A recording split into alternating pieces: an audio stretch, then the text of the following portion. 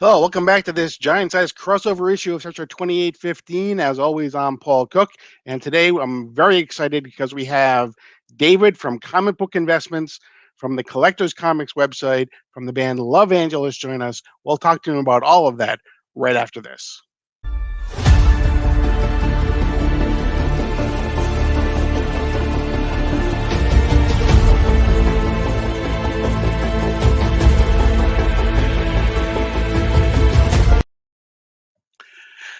Once again, I'm Paul Cook. Thank you for joining us on Sector 2815, whether you're watching this live or whether you're watching it on the rewind.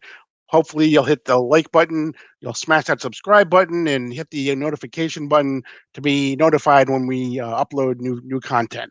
I am so thrilled today because we have the man behind the YouTube channel Comic Book Investments. We have the man. He's also behind the website collectorscomics.com, and he's also the man behind the band Love Angelus. So I want to welcome to this channel, Sector 2815, David. How's it going, Hey, David? how's it going? I'm good. Thank you so much for joining us. Yeah, no problem. Thanks for having me. I'm thrilled to have you. First of all, congratulations on 3,000 followers. That's a Thank you. huge, Yeah. a huge thing. And only since February, right? So like in 5 months, you basically Yeah, got to 3,000. yeah, I started the 1st of February. I've been wanting to do a YouTube channel for a long, long time. I just never knew what I would do. I mean, I have one through my music, but I wanted more of like a daily one.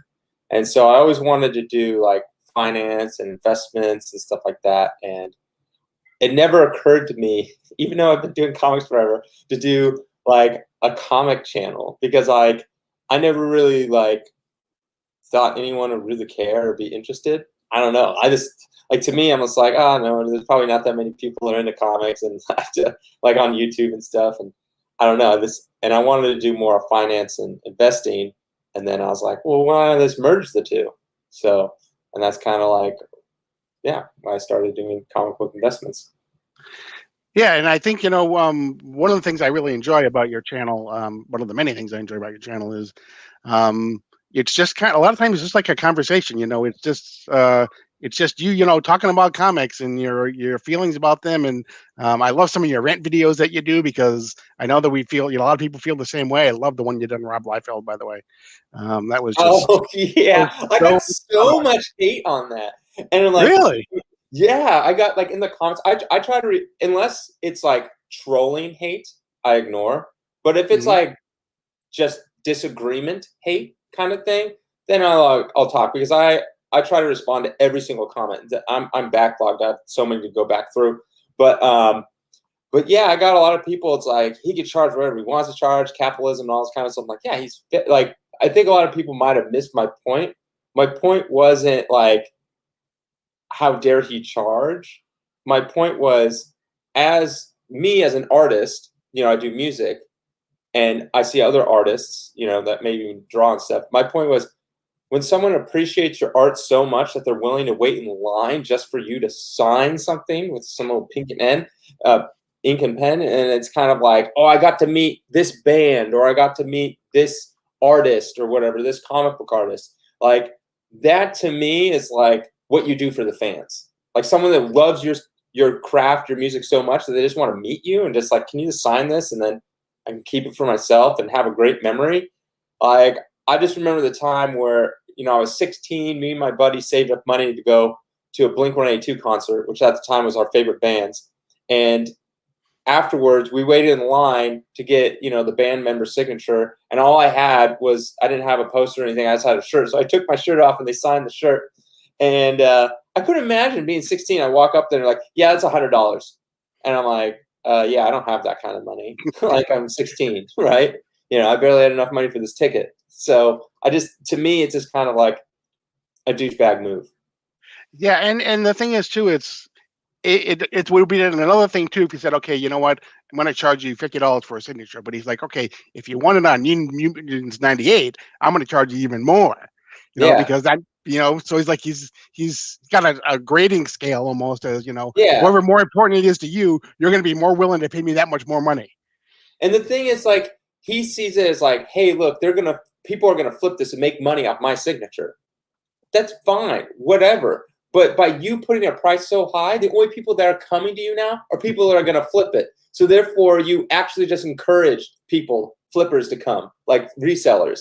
Because those are the only people willing to wait in line to spend $150 on a new Mutant 98. And it's like, oh, you're going to get this graded, extra $20.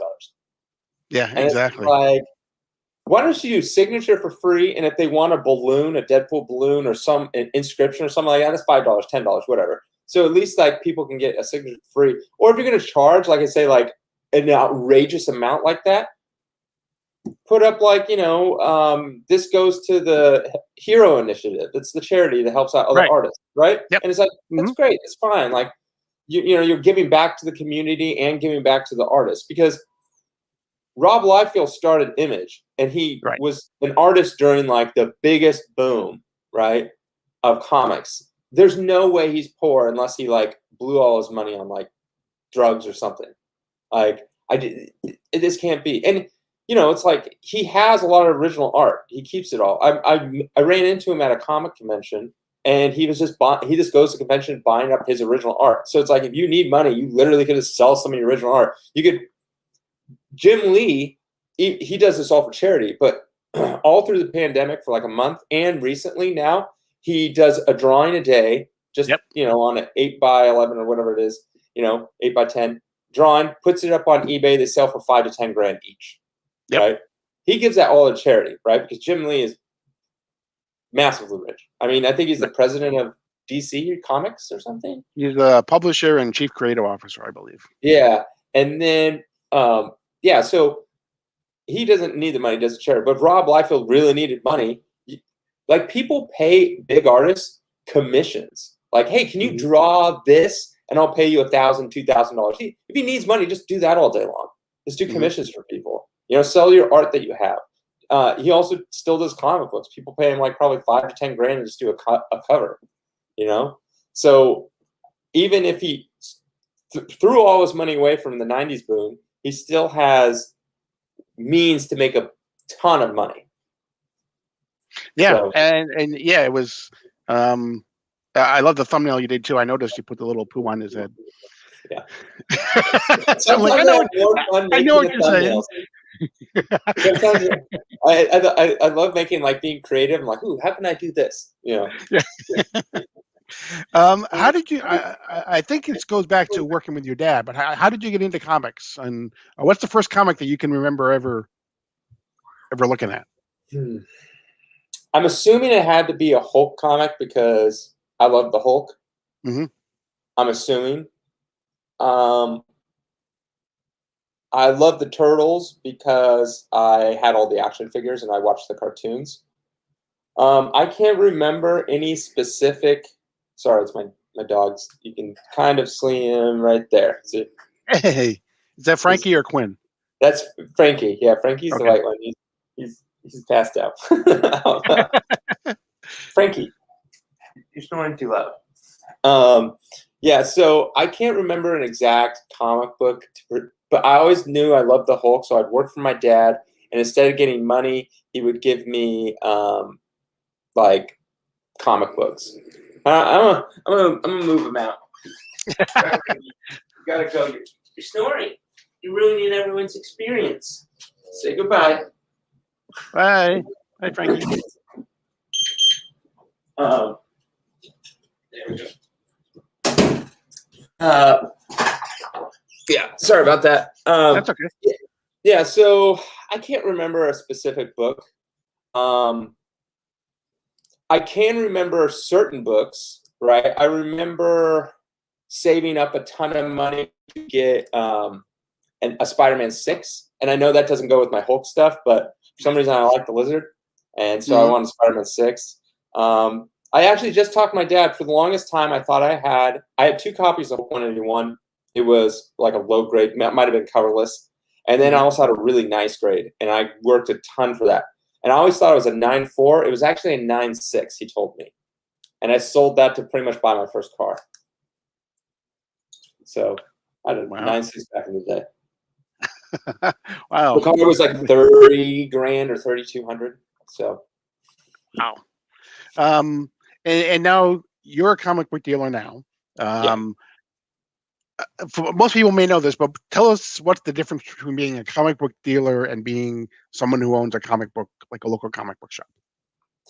So, interesting enough, my brother, who's not involved in this, he has a son who's like 10, I think, and he's into Pokemon cards. So he went to like a Mhm. Pokemon tournament at a local comic shop, and my brother was talking to him, the owner or whatever of the local comic shop, and because my brother Drew, he knows what we do, like as a comic book dealer. He's not a dealer himself; he's a programmer or something, Okay. and he was talking. He's like, "Wow, talking to these local comic shop owners, there's a difference. Most people that open a comic store is because they love comics, Hmm. like new comics, and they want to read about comics. They're not in the business of like making money per se. Like Hmm. they want to make enough money so they can survive, and they wouldn't mind having extra money, but they're not business savvy. Let's just Right. say. Okay. So I'm more on like the business savvy thing. Like I understand how business works. Like if you took away comics, I could do this with what I do with anything else, right? I could do it with Nike shoes. My friend, Hmm. one of my best friends, he literally does the exact same thing I do with Nike shoes, and he understands how to run a business. Like he Hmm. flies around the world the United States, going to different stores, outlet stores that have these deals to pick up all these shoes so he can resell them for more, right? So, like, there's a difference, like understanding the business sense as opposed to being like, you know, loving. Like, I love comics, but it's like I'm more of like a business mindset type of Sure. person. I guess if that kind of makes sense Yep. compared to like, oh my gosh, the brand new Green Lantern issue got in. Let me read it, and let me talk to all these people about it. How about I just buy 10 copies and I can sell them each to my friends? And that's like a comic shop owner. It's like Right. it's a little different. Right. And you Yeah. would be the guy. Yeah, but how about that Green Lantern '87 with the first John Stewart instead? Hmm. Think of the money you can make off of that. Exactly. So yeah. There's a difference. I would say a lot of like comic shop owners are more into the new stuff, and I'm Hmm. more into the old stuff, and Right. finding a clientele to do deals with for the old stuff, right? Right. And as opposed to a comic shop owner is more interested in like what new issue is coming out, what new variants are coming out, and knows a lot about that and that kind of thing, and knows like a lot of the current storylines and all that stuff. You know, it's Right. it, it's it's it's very it's very hard to follow all that's going on in comics, like current stuff. Hmm. So especially with like storylines and who's who and all that kind of stuff. So people always ask me like a brand new book that come out. It's like, oh, do you know about this? Blah blah. Is this going to be really big? And I'm like, I have no idea who that character is. I'm sorry. I'm like, it's like, and if it's usually not on my like, not to say that there's not new characters that go up in value a lot. It's just like, um, it just tends to be a lot of them. If they do go up and they go down really fast too, because it's like Right. these print runs are so high, and every Right. single person, literally comic shop owners, will just get a box of one issue and send it all to CGC, and they all come back 9/8. You Hmm. know, so it's just a lot harder to flip the new stuff, but you Right. can. Yeah. Um, what's a typical day like for you as a comic book dealer? So I'll tell you about today. Okay. I get up anywhere between like 6:30 ish, and then I start work usually around 7. Around 7 is when I start work. Um, I'll go through emails. Um, I'll hunt out different deals. Like today, I was on the phone with a guy for about an hour working out a deal, and I think we came to an agreement. Like we've been going back and forth. That's what happens most of the time. We go back and forth with email because I want like the I don't want to waste my time, so to speak. As in, like, if I can go back through and forth on email, it's really easy compared to going on a phone call and talking to someone for like an hour and just realize like this is not what I want or it's not going to work out or something. I would say only Hmm. like 20% of deals actually go through. Most of them don't even mature into anything. So there's a lot of like building up to end up not working out. So I talked to this guy. We've been going back and forth for like 2 weeks. I'm like, here, send me. Did you go away? Hello? No, I'm here. I was just I Oh, was just giving you the floor. okay. I was like, okay. Sorry. So yeah, I ask for like an inventory list usually to see, and a lot of times people like send me stuff. I'm like, dude, I can't do anything with this. There's not enough like meat on the bone for me to make money off of. Right, So right. what I always do though is I tell them the best option to make the most money. I was like, here, if you have this, do this, this, and this is how you'll make the most money. So I always tell people what to do, even when I'm doing deals. Like today on the phone, I told the guy, I'm like, if you want to know how to make the most money, don't go through me. You're going to have to do this, this, and this. But all these things that you have to do is going to take a ton of time and a ton of energy, which most people don't have. So that's why that's where I come in and I take it and I use my time and energy to get the most out of it. And that's why I have to take, a profit. And so a lot of people don't understand that. So deals fall through because they want the most money and they want me to Right. pay, top dollar. I'm like, well, I can't Right. make anything off of that. Why would I do that? So a lot of deals fall through that way, but there are people that understand and they get it and they don't want to do it themselves. A lot of times it's like the wives are getting mad, like your con collection's taking up all the room, get rid of it. So, but yeah, I think I worked out a deal today. And so I'll probably get that in like the next couple weeks and I'll probably do a video on it. But then it's then, I'll like, I went through a bunch of boxes that I got in today and, I priced them all out. I checked to see which ones need to go to CGC. The ones that don't, I price them out and I figure out what I'm going to do with them. All sorts of stuff, like kind of like that. A lot of organizing and phone calls, emails, that kind of stuff. Yeah. Right. And then on top of that, you have to do your YouTube channel because you do that just about every day. You got a new Yep. one I coming out. do So YouTube every day. you are YouTube. one of the hardest working guys on YouTube. Oh, thank you. I don't think so. If I had more time, I would do two a day. Do Mhm. two a day, but I just don't have the time. I'm also, I I write and record music, and I just finished an album, and now I'm like producing it and sending it off the mixer one at a time. And then also on top Mhm. of that, I have like live performances. Like we're doing a gig in like 2 weeks where I pretty much have to learn like a ton of songs that I'm still going through. So yeah, it's quite busy. And I'm buying another house. So doing Wow. that thing. um, so when you were thinking about starting up a YouTube channel, and you did the comic book investments, but you also do the Financial Fridays, which today happens to be Financial Fridays. Mhm. So, Yep, I was working um, on that video before you, and it's yeah. uploading now. So, So how did you decide on the content? I know you talked about it a little bit before, but and then what made you do want to do? Okay, you know what? I think on Fridays I'll just talk about financial advice and things that make sense if you're looking to invest or buy a house or whatever it happens to be. so I love the financial side of things, but I just think that if I was just a nobody with 0 subscribers, no one would follow me. Like, why am I taking advice from you, right? So I'm like, okay, well, I have to bring up some clout, like I know what I'm talking about and owning a business. So that's where the comics kind of came in. And also the financial stuff, I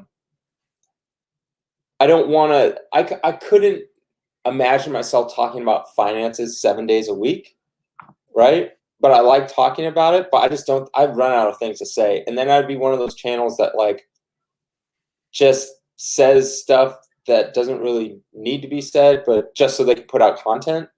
Right. Um, but I feel with good comics, I always have something to say, and with comics, it's always so interesting because it's like I'm always getting stuff in, and people like seeing it, and I like showcasing it and talking about it.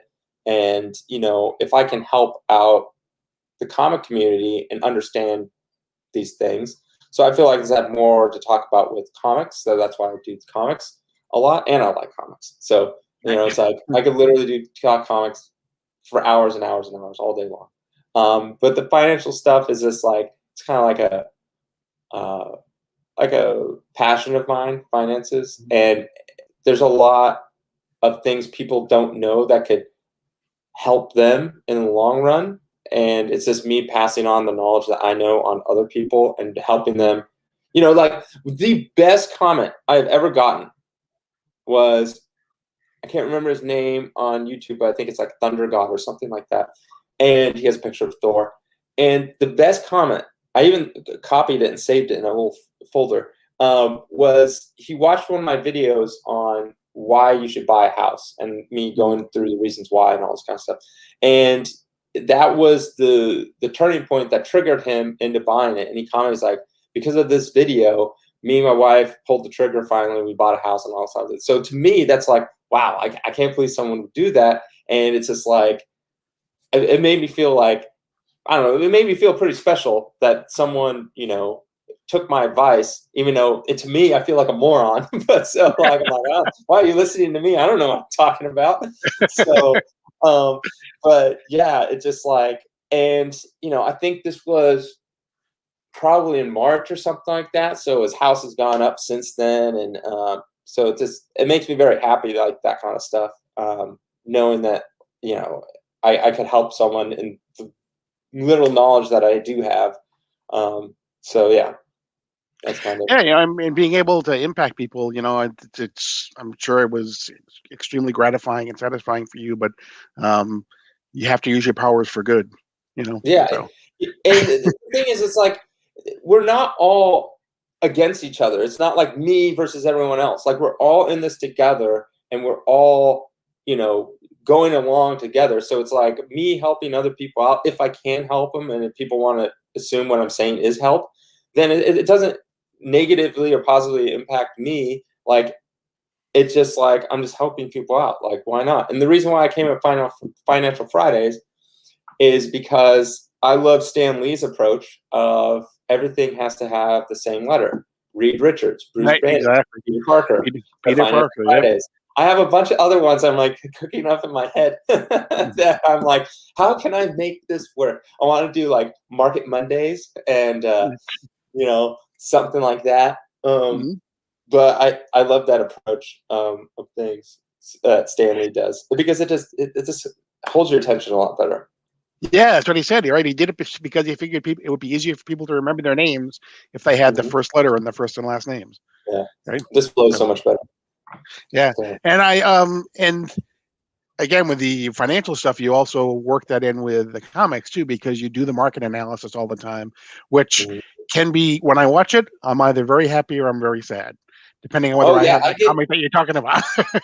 I get a lot of the live field. I got a lot of pushback on, and the the one where I said 5 comics I'm avoiding, Yep, yep. and I got a lot of people that are sad, and I'm like, look, this is just data. This is not like I'm making numbers out of thin air. This is actual sales data, like people what they pay for it, and I'm just showing the drop. So I got a lot of sad people. A lot of people push back on the Avengers 48, first Black Knight, Hmm. first Bane Black Knight. There's been 2 other Black Knights. There's the Black Knight from, Right. I think it was Atlas Comics in like the 50s, and then there's the Yep. bad Black Knight in Tales of the Astonished 52. But yeah, a lot of people, it's like, oh, I disagree and all this kind of stuff. I'm like, that's fine. Like, I might do a video on my reasonings why Hmm. I feel this way. It's like a gut feeling, and most of it has to do with like, you get the book in, let's say it's raw and you have to send it to CGC. I just look it up. CGC turnaround times 150 business days, Yeah. um, and it's just like, okay, so that's 6 months. And what if by the time you send it, they extend it? Right. I send in cards to Beckett to get graded, my personal cards that I'm trying to get rid of. And I called them. I'm like, I sent these in September last year. Where are they? Wow. And they're like, well, you see, we've been backed up. And I was like, yeah, you put them in the grading process January, and you said it would take like a month when they went in the grading process. Like, well, yeah, we're backed up now. So I'm like, and they said they should get to you in 2 months' time. So I'm like, pretty much 1 year turnaround. And I'm like, how hard does it take to look at a card and go, yeah, that's what it is. Okay, encapsulate it. Like, what do you have, 1 employee working over there? I know you're getting a bunch of cards. I get that. But I sent these back in September. So come on now. Like, Yeah. hire more people. I just don't get that. And the thing I don't get about you're talking about the feedback you got on the 5 comics. I mean, you're not telling people, by the way, if you need to list something on eBay at this price or it's not going to sell. It's kind of like, what, you're just, to your point, you're just giving data. If Yeah. someone wants to pay you $3,000 more than what the going rate is, Yeah. whoopee for you. Yeah. Exactly. I'm just giving out the data, and a lot of people actually though praised me, saying like, I'm glad there's a channel like yours because everyone else seems to be hyping up every book, right? It's like, oh, buy this, it's going up, and it's like, I've seen those channels, and I mean that's cool. I do the same thing. Like if a book's going up, I show you, and they just don't show the other side. And like the reality is, like there's books that are still going up. Like Doctor Strange 169 is still going up. It's like Avengers 8 still going up, right? But then you have other books like Spider-Man 361, and I literally have a 9/8 361 in my closet that I forgot to I put it. It's like, okay, I was timing the market. And I was like, okay, I'm going to list this on this date, right? And I was probably going to list it like 2-3 months ago. And then I completely forgot. And then I go in there and I'm like, oh, yeah. And I'm like, oh, no, it's dropped by 50%. So I'm like, at this point, I'm like, okay, it will probably go up a little more when the movie comes around, right? Maybe a little bit. But how much is it going to drop from then till now? Like from now to then? So I'm like, but it's just like that kind of stuff. But no, it's like I'm not trying to I'm just giving data. That's all it is, I'm just, Right. those numbers. Yeah. By the way, the ASM 361 was one of the ones I was sad about you had on that list, though. By the way, because I had one too, a 9.8. Yeah, and it's like I wish I could like show every book and like this is going down, this is going up, but it's like it's just too much. But my main thing is like that was like it's short term, right? If you ask me in 10 years, will a Spider-Man 361 be worth more? Yeah, of course. It'll be worth more than whatever its peak was, right? And that's kind of like my point is like you got to look at like the long term. And that's why like I do talk about blue chip comics, which blue chip stocks are like your classic stocks that are always going to be good, right? Right. But blue chip comics are like your Hulk 181s, your Fantasy 15s. Yeah, they might go up and down, but over time there's going to go up. So that's what you should invest in as terms of investment. But buy what you love because there's nothing worse than having an investment that goes down, whether it's a comic or not. So if you love Spider-Man 361, buy Spider-Man 361. Who cares? Like you're not making a bad investment in the long term. Right. So I have a question for you. What is the hold that the Teenage Mutant Ninja Turtles have over you? Well, I know. I talk about someone had who was it? Someone was like finally showing non-Teenage Mutant Ninja Turtle comic books on I think it was either a mail call or an unboxing or something. I just love the Turtles. I grew up in that exact range where they were a huge impact on my life. I remember seeing the first movie in the theaters when it first came out. I had Turtles everything, right? Really? So that I had a complete run of Turtles. I got Hulk and Turtles complete run. Hulk 102 up to like whenever I stopped in like the 3 maybe 400s. I didn't have 1 through 6. I think I had maybe like 4, 5, and 6, but I didn't have 1, 2, and 3. And then I had a complete Tales of the Astonished 59 up to 101. But then I had a complete Turtles 1 through 63. I think my Turtles 1 was a third printing. I might have had a second printing, but I can't remember. I know I had at least a third printing.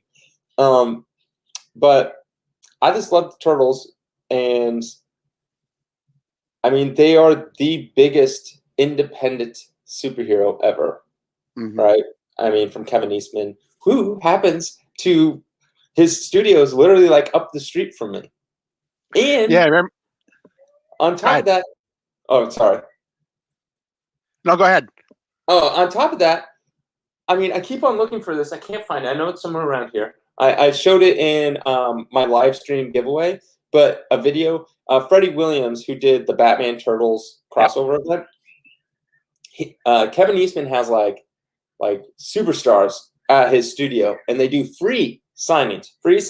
Right. You get one book per round, and sometimes you get like one or two. But not only free signings, he'll draw something. Like Kevin Eastman will draw. So he drew. Gosh, I don't have it with me. I don't know where it is. But whatever you want, he'll draw.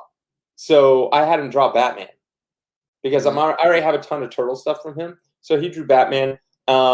Freddie Williams drew something, but then I had them do where he drew a turtle and Freddie Williams drew a turtle, but not like the quick one. Like they each spent like 5 minutes on it for free. Wow. And they give out free comic books sometimes. And he's had Jim Lee there. He's had Stan Sakai there. Who does Usagi. Usagi. I'm getting so much. You pronounce it wrong every time. Bill Sienkiewicz. Sienkiewicz, yep. Sienkiewicz. Yeah, I always pronounce his name wrong. Alex Stromberg. I pronounce his wrong. People always like to correct me, and it's like I'm not trying to do it like on purpose. It's just like I'm reading it, and it's like I don't read it correctly. Yeah. So like Kevin Eastman's like I feel bad for Kevin Eastman because his story is kind of it's happy, but it's ended sad to me anyways. Really? So he owned the Turtles, and he didn't want to. So the way Image worked, the publishing company was like, you come in. The reason why Todd McFarlane, Jim Lee, and all that stuff left Marvel, because if you created Venom, let's say, for Marvel, Marvel owns Venom. Right. Even though you created him, you designed him, you drew him, you gave him the characteristics, maybe you even, told the writer how to write his personality, right? It's that work for hire, they call it, right? Exactly. So they left because now they're making money off of the licenses. Because during the 90s movies, you got T-shirts selling like everything, even like movies and things like that. So they left to go to the Image. But before that, Kevin Eastman started a publishing company like that, where it was called Tundra or Thunder or something like that. And hey, what's going on? We Are Legend. So he took all of his Turtles money and poured it into this publishing company where the creators would own the rights to their comic. But something happened, it was run terribly all the time. It just folded in itself. He said he lost like $7 million on that deal. And then he was kind of burnt out on the Turtles, and Peter Laird was like, no, Turtles is where it's at. Like, we have the golden goose. Let's not stray. So he ended up, Peter Laird bought a portion of Kevin Eastman's Turtles money, and that's how he created Thunder Publishing or Tundra Publishing, whatever it's called. Then that failed. Then Kevin Eastman, I guess, needed more money, to live off of, so he sold the rest of his rights to the Turtles to Peter Laird. And then 2 years later, because at this time, the original cartoon was done, the original comic was done, nothing was going on with the Turtles. There wasn't any toys, there wasn't anything. It was just kind of flatlined. Sold it to Peter Laird. Peter Laird then a year or two later created the new cartoon on Nickelodeon in 2001, around there. That was successful. Then Peter Laird sold that for like $45 million or $70 million. And then Kevin Eastman got none of it, though, because he sold it to Nickelodeon. Kevin Eastman got none of it. So what's interesting is Nickelodeon sold the rights to the comic portion to IDW. And so imagine you create something, you get sick of it, so you sell it, only to run out of money to now go back working for a different company that owns the thing that you created. Yeah. So he works for IDW, drawing covers for the Turtles, and 20 years ago, that's why he left, because he was tired of working on the Turtles. But now he has to. But he doesn't own it. Right. Wow. So that to me is pretty sad. Like, I mean, maybe he has some kind of deal where he owns like a percentage of the comics or something like that.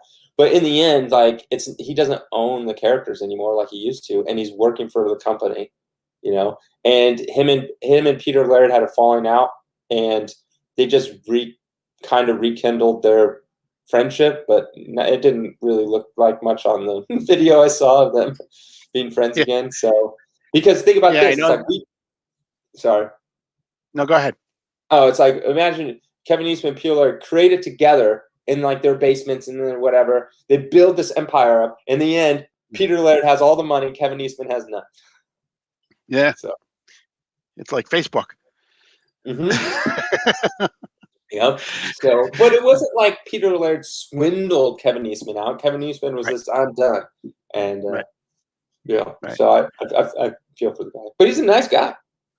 Yeah. Nice guy. And I know they say that, supposedly the two of them have been working on that last Ronin miniseries that they're doing, but I kind of just wonder if they did that just to put both people's names back on the covers again, and how much they're really working on it. So Yeah, I don't know how much they're actually doing it together, Mm. but I'm waiting for that series like to be completed because there's nothing worse than reading something and then waiting 3 to 6 months till the next book comes out. I'm like, why? So I like to wait till it's done. I thought it was supposed to be like 6, right?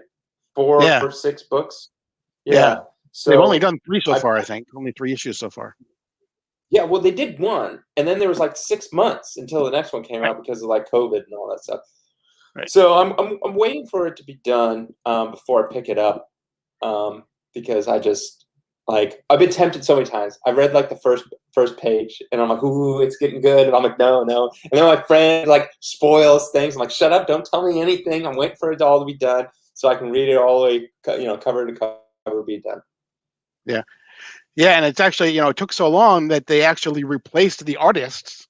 They did this like 3 or 4 page ash can that they put out Mm-hmm. that had a whole different artist inside. People hated it, so they replaced the artist. The pandemic hit. They were able to redo the entire first issue, and it was Really? like, yeah. Wow. So the artist that they originally solicited the books for isn't the guy who's doing the art now.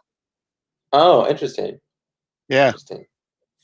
Um, Hey, we got hey Kevin, we got a superpower review in the watching us, and we got Mark from who's on vacation. But he joined us too, and he has a question actually he wanted to ask you is how long have you been comic collecting? And he loves your content, by the way, too. how long have I been comic collecting? Since I was born, I guess. Pretty much. My dad was a big time dealer, in the '80s. I mean, he was always a collector, but he became a dealer as a good job in the '80s. So I was born in '85. I pretty much have been around it my whole life. The first job I ever had with my dad was I would put bags and backer boards together, and he would pay me a penny per one. And so, I get like $1 once I finish a stack of 100. But as I started getting faster, and I would just like zoom through them, and all of a sudden he's, whoa, whoa, whoa, whoa! I'm paying you more than the minimum wage here. Yeah, okay, I'm just gonna pay you per hour. But yeah, I always worked for my dad. Out of all my brothers and sisters, I always worked for him way more than the other ones did it because my dad forced them. Because Mhm. so before the internet, my dad had a mail order catalog. So he would go around to different conventions, getting people's addresses, all this kind of stuff. He would then go to the local newspaper and have them print up a catalog that he made of all his inventory. And he would do that. It started out yearly, then it started out twice a year, then it started out, quarterly. And so we would stuff those, put the labels on, and that's how he would sell his comic books. Wow. Now, I thought in one of your videos somewhere along the line, you said you don't have a personal collection. Do you have a personal comic collection? Not really. I have a few things. I have Turtles number 398. That's a double cover that I didn't want to get rid of. Then I have a bunch of like Turtle stuff, like here and there. I have some video game stuff. But yeah, not really. I had to sell it all to start the business. Sure. So Yep. I had a pretty big collection. Like I said, the Hulks and the Turtles, but then I had a bunch of other random stuff too, like that Spider-Man 6, FF12, FF25, 26, anything with the Hulk on it. I had some other earlier FFs. I had a bunch of Spider-Man. I had a couple Spider-Man 300s, couple X-Men 266s. Yeah, I had a bunch of stuff, but I had to sell it all to start the business. So it Mhm, was once I made that choice, it's like I haven't gone back really to collecting. mhm, Um, I will though. I mean, my hope and dream is to one day like rebuild the Hulk and Turtles collection for myself. mhm. It's just at this point financially, I can't really do that. Sure, sure. Um, but I mean, do you ever get books in and look at it and say, "Damn, this would look good in my personal collection"? Yeah, all the time. It's mostly the rare stuff. So when I sold my collection and I had to sell my Hulk 181, I was like, oh man. But then it was interesting because within a year of doing business, after a while, it picked up more and more. I was like, I remember getting in a Hulk 181, and then two, and then three, and then four, and then five, and then it's all I'm like, oh. So like people even comment, it's like you go through those like you've seen it 1,000 times. I'm like, yeah, I've seen it 1,000 times. So yeah, and I always say they're all kind of in my personal collection. Like I have art hanging up on my wall. It's all for sale, but I mean, it doesn't Yeah. really move. So I have a bunch of turtle stuff, and that's a Yeah, Joker thing back there. It was really yeah. sad. I had this Ghost Rider 2099 by Chris Belancio art. Oh, I loved it. It was hanging right there, and I've had it for like 5 years, and then it sold, and I was like, no. So now I have an original. I think it's from issue like 7 of the Teenage Mutant Ninja Turtles. Has all of them on there, kicking butt. Page hanging there instead by Kevin Yeah. Eastman. Yeah. Now, as a dealer, do you get out to comic conventions or? I go to the San Diego Con every year Yeah. because it's right up the street from me. I'm in Right. San Diego, but I went to a couple locally and everything like that. It's just, I mean, it's cool to like meet people that I talk to online, but don't put a face to them. But Hmm. not as much. I used to do it with my dad all the time. Um, it's just sometimes the conventions prices are so outrageous. Like I remember going to San Diego Con and I'm like, "There's a Hulk 181. Go on eBay. I can buy one for cheaper right now." And it's just Right. like, why? It's cool to see all the rare stuff that you wouldn't see on eBay, but it's like it costs so much to be at these conventions that they have to make money, so they have to up the prices of everything. So there's deals to be had, though. I've gone there. You have to go through the more like the stuff that the dealers are like, oh, this is the trash that I don't want. But it's like, Hmm. oh, this is like $150 books. You can get some good deals. Oh. Yeah, and no, San Diego is going to be virtual again this year, right? They're not doing What? the live I one. didn't hear that. I thought they were doing it live. I think it's going to be You have a virtual again. virtual comic convention. I think it's like San Diego Comic Con at home is what I think they're calling it. What? I Yeah. didn't. I didn't hear that. I thought for some reason it was we open up. I mean, San Diego's all open. I don't see Mm. why they. I hope not. That's boring. But I also wonder about to your point about you can go on eBay and get things for cheap too. I mean, the big things that I've seen in the past year too since the pandemic are these claim sales, and if a dealer can do a claim sale and all he has to do is plug into the internet and not have to lug his comics, all the way to a building somewhere or What's a or fly them claim halfway. sale? You basically put it on Instagram and you put it on Instagram and then the first person who claims it, they just send you a direct message Oh and yeah, say, I claim it, and, they own it. Now I can do that and they don't have to lug all my comics to a building somewhere. Is that yeah. going to be, the wave of the future as opposed to, these dealers going to these comic conventions nowadays? Uh, yeah. That's kind of like what I'm building on my website. Mhm. That's something Right. I'm working building towards. The problem with like say Instagram or whatever like that, Instagram is trash. I'm sorry. From like a person that uses YouTube and uses Instagram, both, it's YouTube benefits the creators and Instagram takes because they don't pay their creators, number one. Number two is the way their algorithm works is once you get to a certain level, Instagram makes you a business.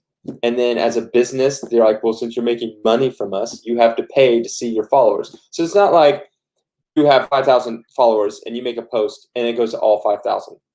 it could go to a handful of them, right? It could go Instagram, be like, oh, we sent it out to 100 of your followers and they didn't interact with it, so it's a garbage post, so it's going to no one else. The end, and it dies. YouTube, all of a sudden, you could get like views 5 years later on a video, and you're like, how did someone like find that, right? If you want to go through a 5-year-old post, if someone posts like every day, you're like scrolling, no one's going to go that far.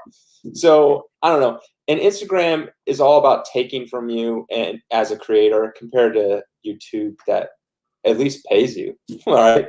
And at least tries to push your content if they think it's good. And so if you are posting all the time on Instagram, like comics you have, they're going to get buried down. No one's going to see them.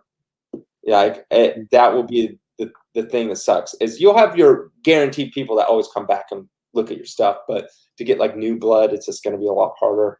I don't know. And then I know people do like auctions on YouTube and stuff like that, and I mean that's cool too.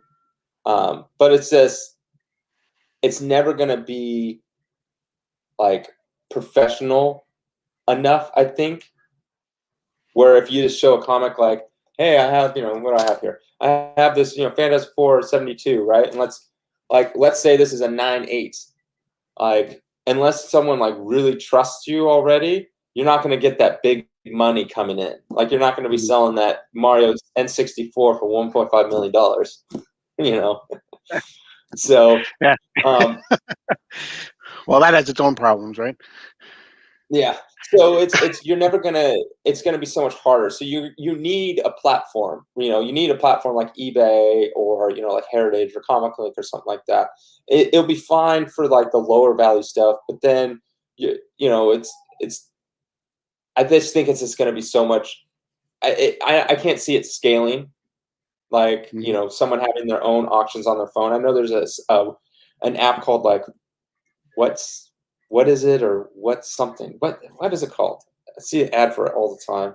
I use it for 5 seconds. Whatnot. That's what it's called. Okay. And basically, it's like you hook up your phone and then you can like show people and you can do your own auctions with it. And it's like I could see that working for smaller level, right? But I just can't see it scaling to bigger and bigger, especially if you're running an auction like Comic Link size, where it's like we have 7,000 books. I just can't see it like that. And yeah, I don't know. And then if you get like big, like you're a big dealer and you just like take a picture of a book and you're like, this book's for sale, blah, blah, like a claim thing that you're talking about. Like at that point, if you're so big and you're having $50,000, $100,000 books, you'll probably have your own website. So that you probably move away from Instagram. Right. So let's talk about your website, collectorscomics.com. How long has it been around? How's it doing? I know I saw one video that, and we can talk about that in a little while because you're also very honest about your business and the things that you've done, and the one that you talked about, all the money you put into it to try to work with cover price and GPA, whatever happens to be, and what happened with that. But how's your website doing? Oh, by the way, after I made that video of like putting $40,000 into trying to make my own GPA, and I said I reached out to go collect a GPA. GPA contacted me and was like, hey, apparently one of my subscribers contacted the GPA or knew someone, and they reached out to me, and then they're like, yeah, we don't have an API yet. And an API is like a automated interface, right? Yeah. We're like, we're working on one though. So when we get one, we're down to work with you. And I was like, oh, awesome. Thank you. So thanks to maybe it's not down the drain yet. Yeah. So I reached out to Cover Price. They never got back to me. Someone's like, hey, try Cover Price. I reached out to them. They never got back to me. Same as Go Collect. They never got back to me.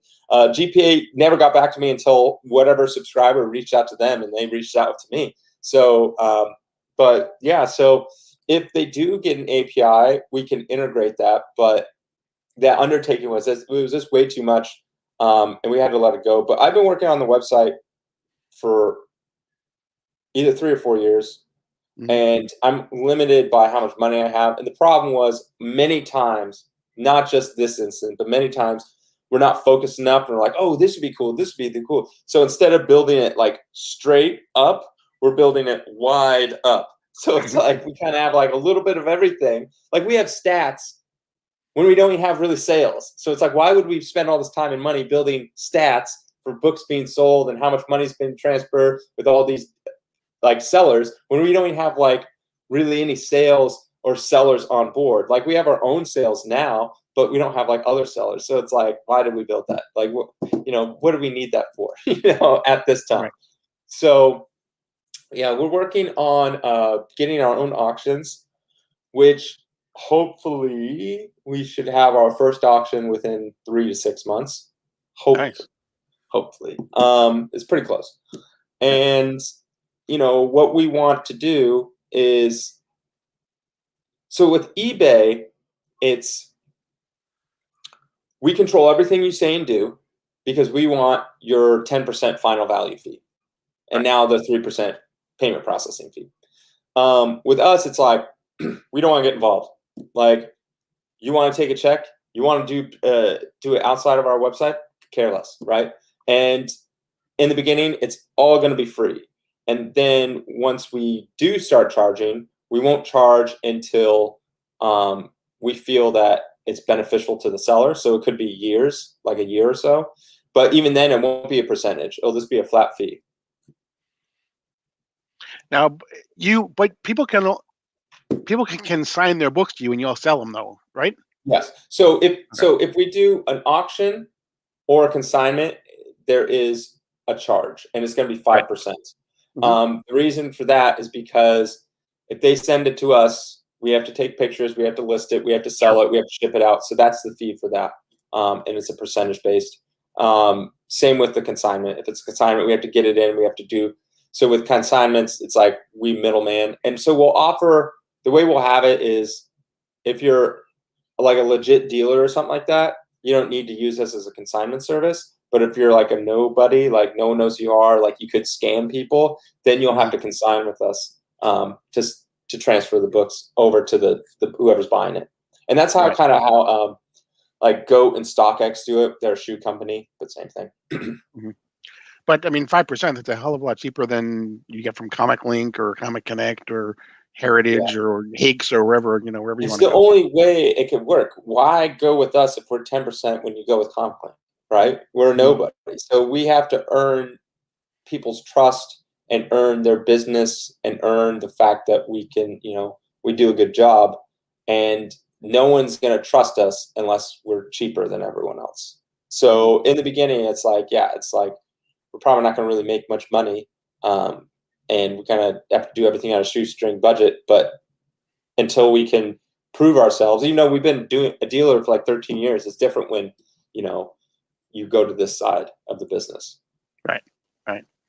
I want to talk a little bit about Blackstone and CGC. What's when I say the words Blackstone and CGC, what are the first things that come to your mind? First thing that comes to my mind is a good stock to buy. I actually bought some after I did my own video. I'm like, hey, what do you know? They give like pretty good dividends. You were all over Blackstone before Blackstone was Blackstone. You were talking about them in the realty part before they even bought CGC. So yeah, and so they're trying to make everyone a nation of renters because corporations don't age, they don't care about you, and their only means of food to feed the beast is profit. So they can last forever. So if they could double their inventory of houses every year, eventually they're gonna own all the houses everyone has to rent, and then they control the market and they control the prices. They have $650 billion of assets, and they just spent $500 million acquiring CCG, which CGC is under them. They own a bunch. CCG owns a bunch of different. Yeah, they do the coins and the stamps and all that other good stuff. Yeah. But yeah, so they sold. I mean, I have no skin in the game. Like, if it was my company, I would 100% sell it too. And because they started this in the late 80s or early 90s or something like that, and so the founders are probably if they're still around, pretty old. So yeah, they want to cash out. That's fine. Will it? A lot of people ask me, will it like hurt? I can't see it getting better, right? I'll put it that way. There's no way that it's going to get better, but it could get worse, right? Um, but I mean, it is what it is. I mean, it's not like CBCS is really stepping up when they sold to Beckett, you know. Mhm. And PGX was never really good. People said you start your own grading company. I'm like, that's conflict of interest. I could never do that. But I don't. It's just kind of interesting that eventually everything's going to be owned by like three companies, like three Right. corporations will own like the world. So I'm waiting for Jay-Z to start rapping about 9.8 off-white pages. yeah, yeah, The thing that concerns me is, obviously, they're an investment company, and so they're in it to make money. Which, don't get me wrong, they have a right to make money, but the way you make money is you either increase your market share, raise your prices, or lower your expenses. Those are pretty much the three different ways that you can increase, yeah, you increase your investments. And if they increase their market share, then they need to hire more people because they're not doing real well right now with the number of people that they have. I don't think they can raise their prices right away because they just raised their prices, and you know that only leaves them cutting back what they already started to hire. And then I think they're going to really test how long people are willing to wait to get their books back before there's a mass exodus. yeah. I think one of the reasons why they hired a bunch of people and they raised their prices was to look better on paper when they sold. Right, I'm pretty sure absolutely. that's what it was because now you look like instead of a company with 100 employees, you look like a company with 500 employees, right? And Yeah, you're like, you want to show ooh, you're growing. wow. Yeah, you're growing. Look at how much you're expanding. You raise your prices, and like, look, we raised your prices. People responded just fine. We actually get more comics sent in. You know, um, so one thing this will do, though, and I'm certain of this, is will increase the value of comics. Hmm. So now that you have Wall Street investing in it, like it's ridiculous. Like art is on a league of its own. When you have a Picasso painting sells for $100 million, right? That's where comics could head to, right? Like for me, like maybe not $100 million, but to see like an action number one single highest grade selling for like 25, 30 million in like the next 50 years, 20 years, something like that. It's like, yeah, that's where it's heading. It's going to head, it just validates having Blackstone in comics validates that comics are not a toy, are not just some piece of paper, are actually valuable collectors, Hmm. collectible items. So that for sure will increase the value, and it will, rising tide lifts all ships. So when the Right. action ones go up, the fantasy 15s go up. That means the Spider-Man 361s go up. So Yeah. Um, yeah. I guess the other thing that I start to worry about is the push to get a lot of things digital nowadays. mhm, But I think again, there's a positive and a negative to that. Is you know CGC may see less comics coming in, but I also think it will increase the value of the people that do have floppies. yeah, Because they'll become that much rarer. So yeah. Well, I mean, I'm not too worried about the digital stuff because think of like stamps. There's still stamp collectors out there, and stamps don't mhm. have a purpose anymore. I mean, it's pretty much all print off your label online. Like people aren't looking at stamp. I mean, there's people that still buy stamps, sure, but for the most part, stamps pretty much mostly went digital. Right. Um, Even if you went to the post office, they literally just charge you. Oh, it's $5. They print off a label and stick it on. So Hmm. there is no real stamps, but there's still stamp collecting. Um, and I think it's in human nature to have tangible things. So I Hmm. don't, even if comics go all digital, which I don't ever think they will, because there's always that collector aspect. They'll always have print runs. Even if they did, I think still people would go out and collect them. I think there would still be a market for it. So Okay. I want to be respectful of your time. Do you have some time to talk about Love Angeles, or I don't want to? yeah, sure. Yeah, sure. All right.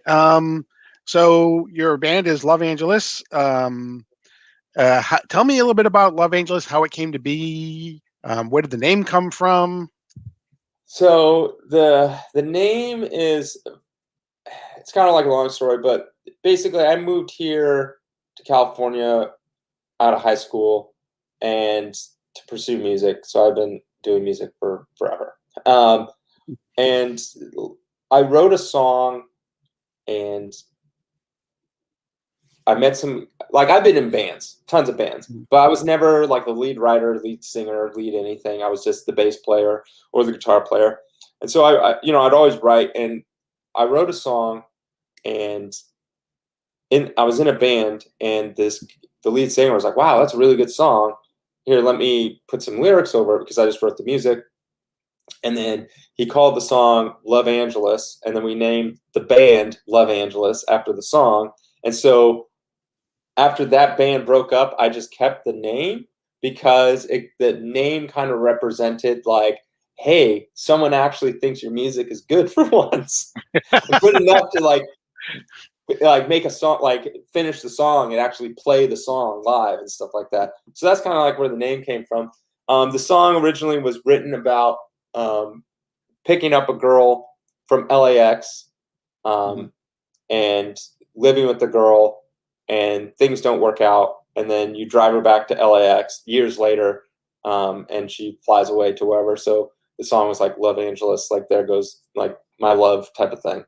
So that's kind of like what the song was about, and I just kept the name because that kind of represented someone liked my music for the first time.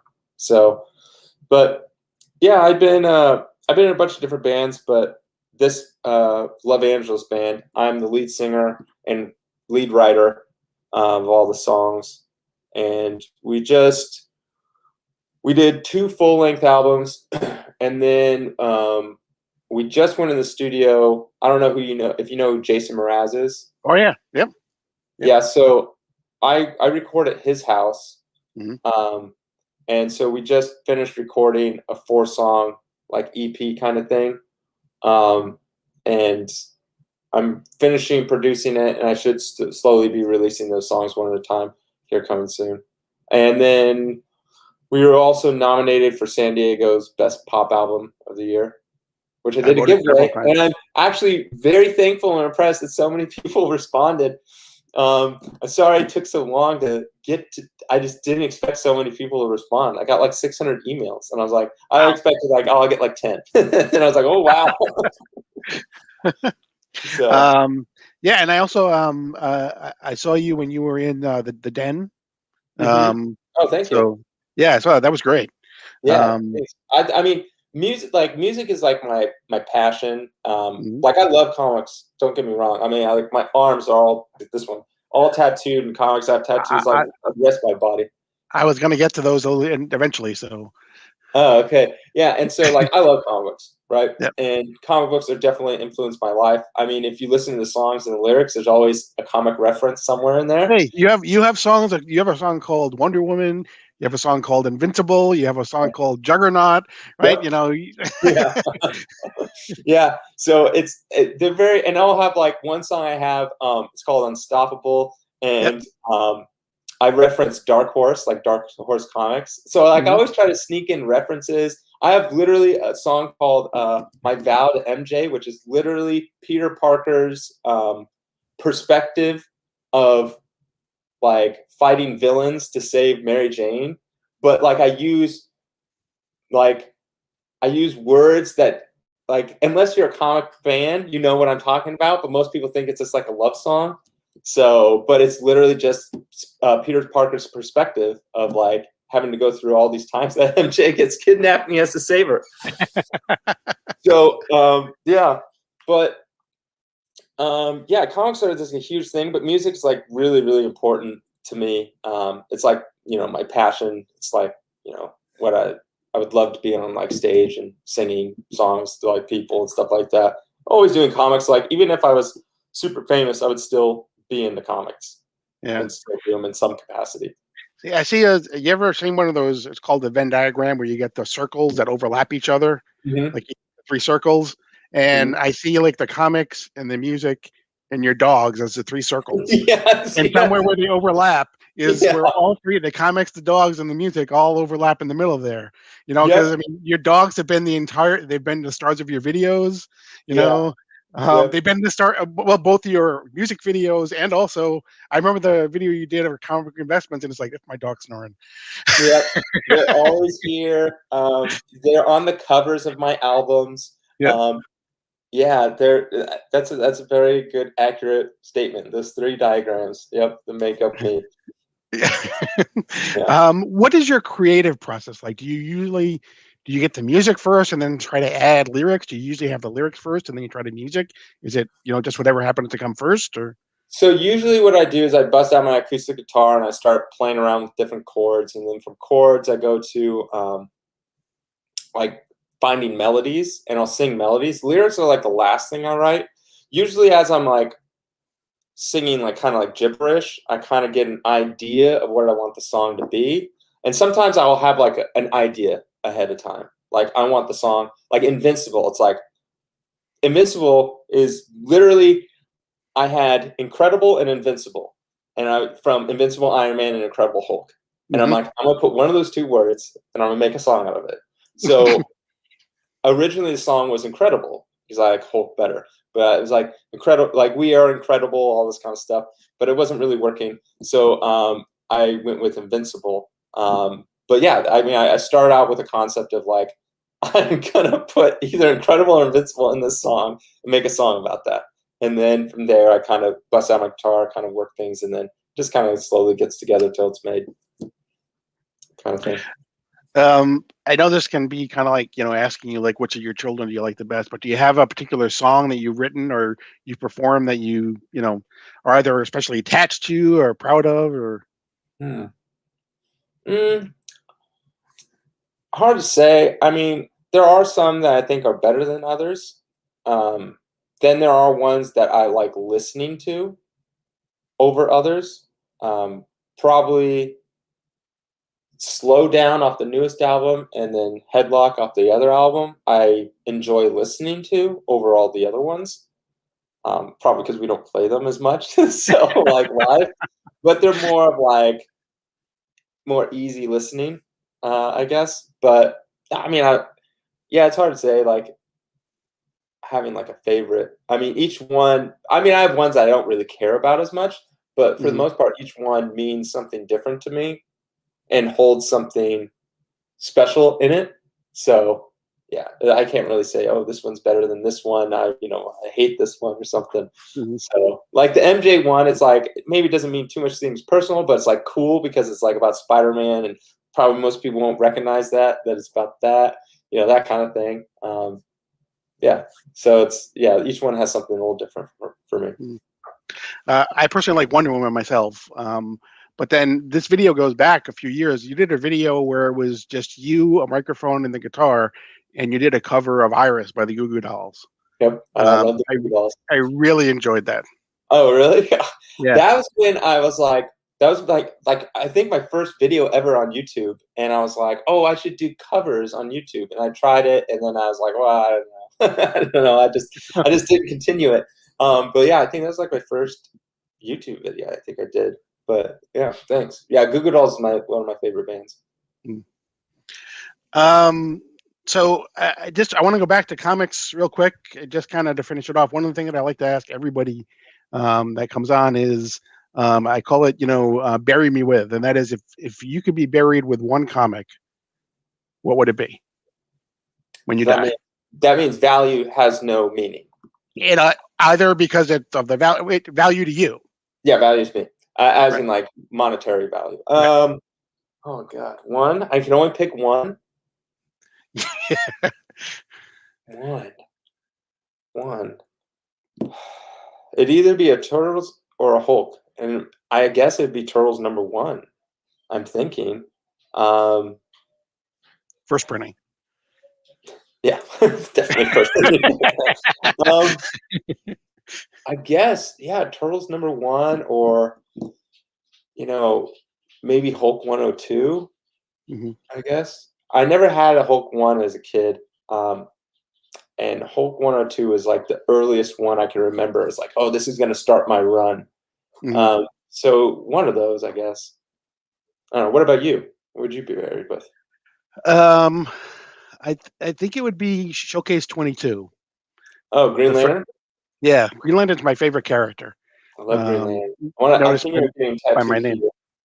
I right? want Green Lantern. So I'm glad you brought that back up because I want to talk about your tattoos just for a quick second too. Is um, you obviously you have a whole bunch, but I'm thinking that Detective 880 had to take a long time to do. Yeah, it did. Let's see, I can turn it around. It's upside down. That's all right. Um, The oh, arm wasn't meant to bend that way. yeah. Yeah, it did. This whole sleeve was multiple sessions. I Mhm. can't remember anymore. 5 or 6 each, ranging anywhere from 3 to 6 hours. Wow. But Jock, it's Jock, so it's either Jacques or Jock. I know Right. he's like my favorite current artist. Mhm. I love his art style. He reminds me of a Bill Sienkiewicz, Yep. uh, like how he was in like the 80s. Um, they got kind of like weird stuff always going around. Nothing is actually proportional and stuff like that. So I like that stuff. Bill uses way more colors than Jacques does. He's more of like a black and white type thing with like red and Mhm. stuff. But yeah, I just love that cover. I contacted him, asked him for the cover, and he's like, "I sold it." And I like went on boards, and I was like, "Does anyone have it? I'll pay for it. I want it." Like that. If I got that, I would buy it and never sell it. Right. That 100% would go in my personal collection. I would never get rid of it. Yeah, I love. and its total value as a comic right now is strictly based off of that cover. Yeah, and that's what's cool is like, you know, you can have really good art and or you can have a good story, and Mhm. that's what brings it. It's kind of like Spider-Man 33. Like there's no key person in it. It's just like people love the cover and love the story. Yeah. Same with Fantastic Four. Was it 51, where the Thing becomes not the Thing and someone else becomes the Thing, but then Yeah. he like sacrifices himself because he knows what it means to be, a superhero, and he saves Reed Richards. They thought they lost the Thing, but then the Thing's like, "Hey, I turned back into the Thing." Ben Grimm did, and he's like, "Oh, we thought we lost you in the," I think it was the negative zone or something. Yeah. Yeah. Um, so, anything you want to say before we wrap it up? Anything you got on your No. mind? Thanks for having me on. It was fun. Yeah, I'll probably just my dog's getting antsy. Probably take him on a walk. That kind of thing. So yeah, No, thank you for coming on. I really appreciate it. yeah, it's fun. Thank you. Yeah, hopefully, you'll come back sometime. Yeah, of course. Um, and with that, we're gonna close it out. Again, if you're watching this on the rewind, make sure you hit the like button, subscribe, hit that notification button, and make sure you get notified when new content is uploaded. One more time, just thanking David from Comic Book Investments. And right now, you are leaving Sector 2815. Thanks.